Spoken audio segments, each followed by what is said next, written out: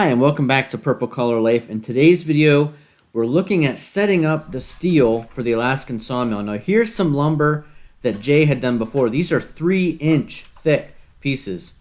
That's not what we did the last time I was here. The last time I was at Jay's place we were cutting this maple 7/8 inch thick. And we went through an entire log, and at the end of the video it was time to clean out the chainsaw and get it ready for the next log. So this video is about that prep work of getting ready to mill the next maple log. So here Jay's taking the MS661 out of the Alaskan sawmill so that we can take it in the garage. He's gonna file the chain, he's gonna clean the chainsaw up.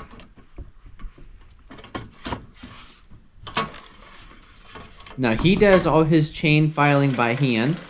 As you know, if you've watched our channel, I use the Stihl 2-in-1. The Stihl 2-in-1 would not work for this chain on this chainsaw.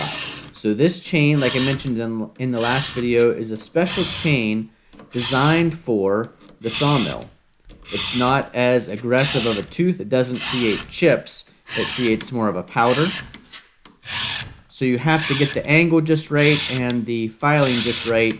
And Jay, with his experience, is able to do that by hand. There are over 140 teeth, I think he said, on this chain. So he does one side and then he flips around and does the other side. And then that's just the first step of getting the saw ready. We had run it through that entire maple log, so the fines are so small in that sawdust. It's necessary to really clean the saw out, especially the air intake, because as you can imagine, every part of the saw that pulls air in is pulling in that sawdust. So it's super important to get that all blown out and cleaned out regularly. You don't want to wait, let it sit in the garage and forget about it, or do multiple logs without doing a cleaning. Jay has a good regimen built up of after he does a certain number of milling boards, he cleans the saw out. So in this case, we were right in the middle of milling for the day, but it had been enough time, enough tanks of gas, enough use, that it was time to clean the saw.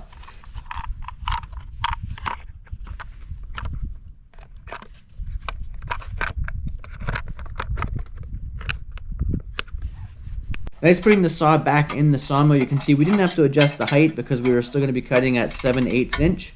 So that's what the sawmill was set at. We just put the saw back in it. And this is the next maple log. Here's how Jay moves it. He uses his Kubota tractor with that carry-all frame to lift the logs up and then set them into place for the Alaskan sawmill.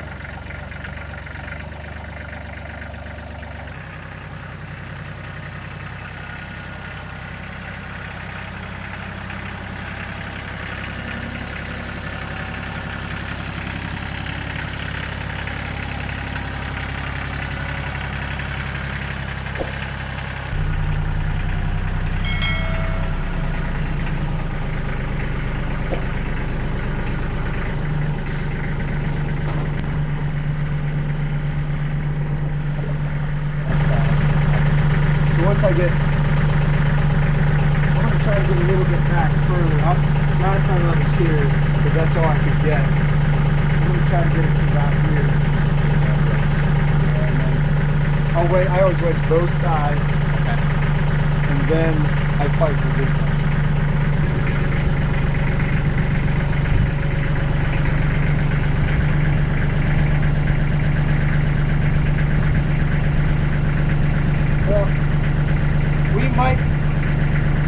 We may be able to balance. Yeah. Let me get this. This will hit this. I gotta always be careful. So I just gotta tap my.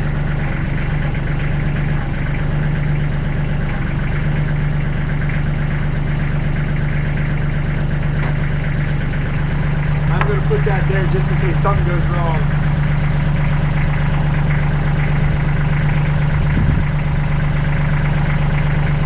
So I'm going to grab here and pick up. Slide this under. Yeah, it's a little wobbly, so just, yeah, whatever you got to do.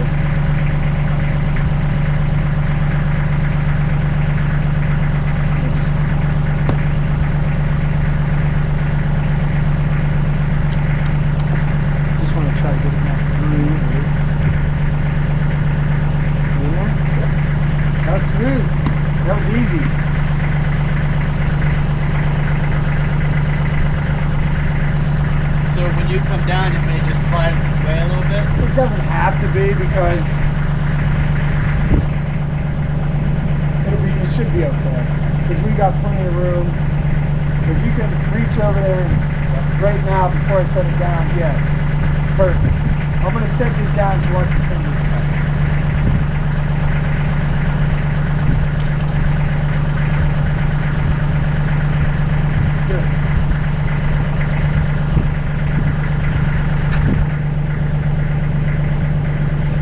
You can see in the background there, Jay's all set for winter. He's got his firewood stacked. He splits all that firewood by hand.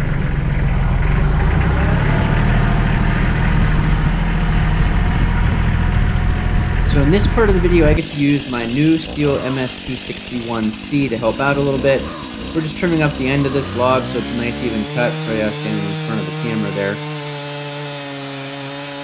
And then we're trying to make the top as smooth as possible for setting the rail on it, and there were some knots and bumps sticking up, so this gave me a chance to use the 261, just trim that stuff off the top.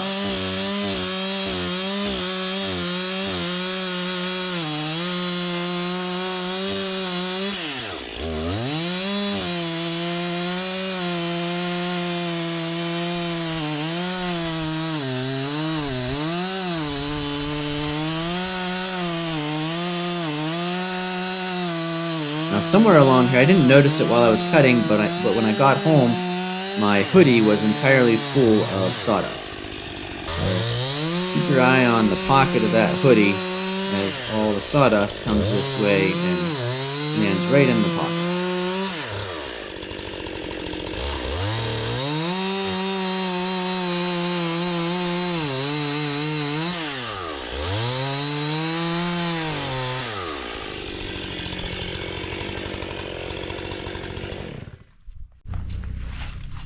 You want a little bit overhang Okay. and a little bit overhang. So that's why I cut these about 9 feet, because this is 5. You buy them in 5-foot sections. Okay. You can see where they're spliced together. Yep. I'm actually going to buy another 5-foot section so I could cut like a 15-foot. Yep. And so to get it on there, it's going to be about like that. But this is where it takes some time because we got to level it. Right.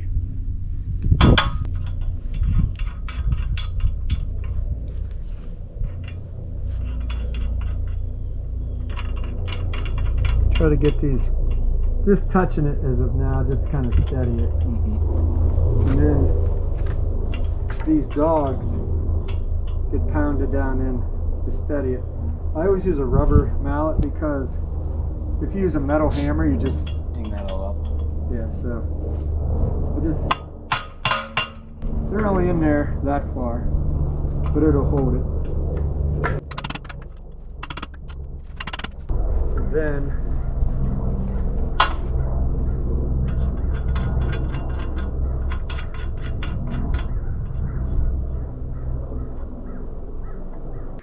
I'm gonna have to come back to adjust that again. Yeah.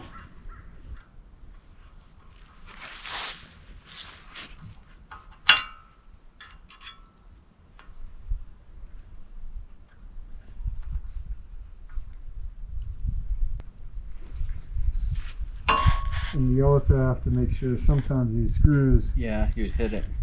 you can get longer ones if depending on if the wood's really, and I do have long ones, but I always run this, make sure nothing's sticking up. So it's pretty secure now. And you could use like I used to use like a 2x8 and screw it, but then it's always, you can never get it secure. Sometimes people use like aluminum ladders, Yeah. but those are pretty wide. These are pretty narrow. It's designed to do this. Yep. So, and then I'll use my 261. What I want to do is I'll have to adjust it, but I just want to probably cut like here, because if I'm too shallow, I'll hit those dogs. So I got to be but sometimes I also have to. Where it's going to be down here. Right, because. So do you use tape and see how much the difference is? Yes. Well, here's Jay's MS261. He's got it on the smaller version of the Sawmill. And I'll put Amazon affiliate links to both sawmills down in the description. And you can see how this one's used with that 261 going across the rail to take the top slab off of the log so that Jay can start milling beyond that.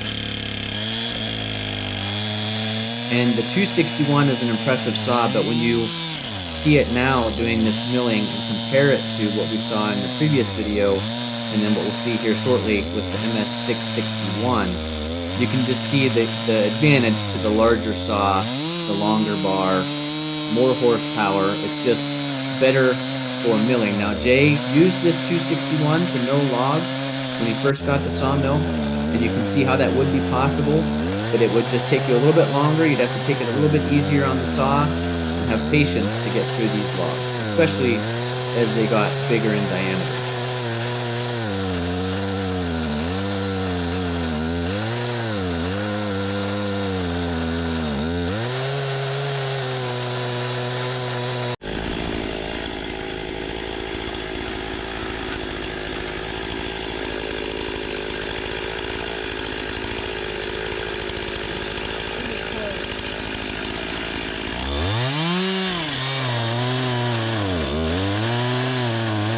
See those areas in the log that I used my 261C to cut the bumps and knots off, how that helped to put the rail on, so those sections weren't sticking up as much.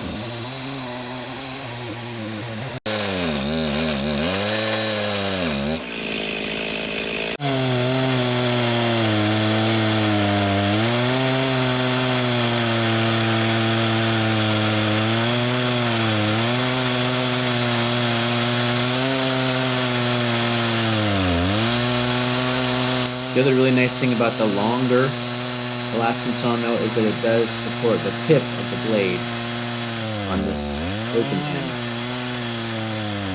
With the smaller Alaskan sawmill here, you can see how that tip is exposed.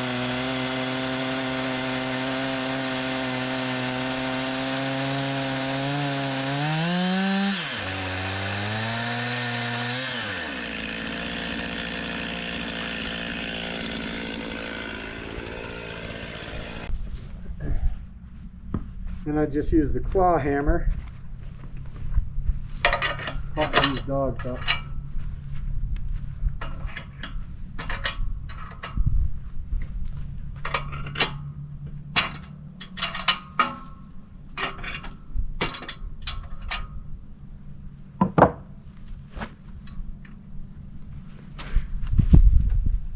If that was on, there's some action shots of it.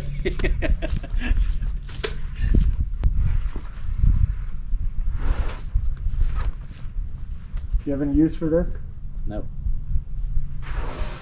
Your future bridge. So Jay's hoping to use these top cuts to build a bridge in the woods.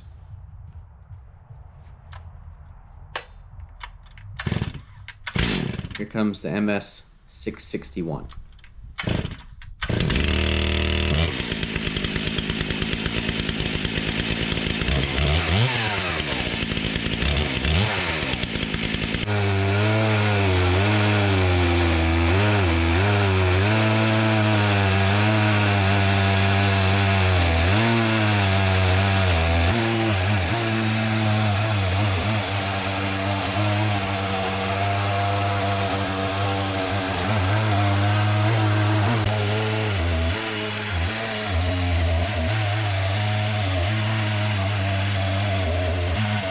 The process here is just like you saw in the previous video, just showing you examples of how that chainsaw sawmill works.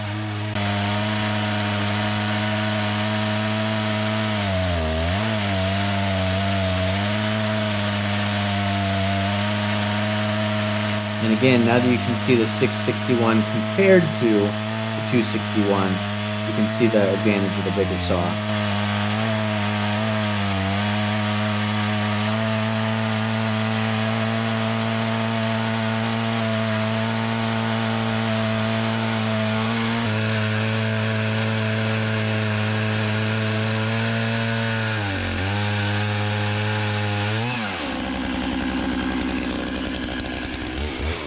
I don't think this will make the, nope, No.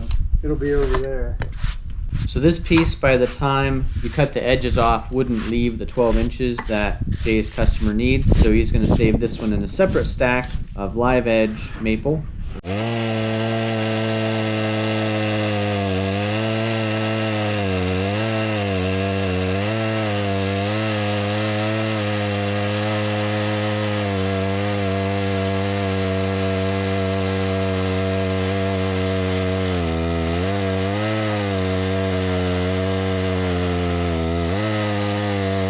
It's interesting, if you watch that sawdust pile on the ground, you can see this new sawdust is darker. I'm not sure if that's because the other sawdust had dried out in the in-between time while we're cleaning the saw up, or if this is just a different look to this maple than the last maple.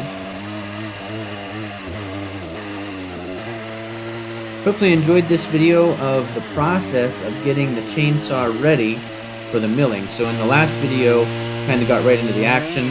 This video, you got to see a little bit more of the process of setting up the chainsaw for the mill and the cleaning you do in between so that you keep the chainsaw running well for a long time. Thanks for watching. If you'd like to watch more videos like this, make sure you click that subscribe button, and we'll see you again the next time.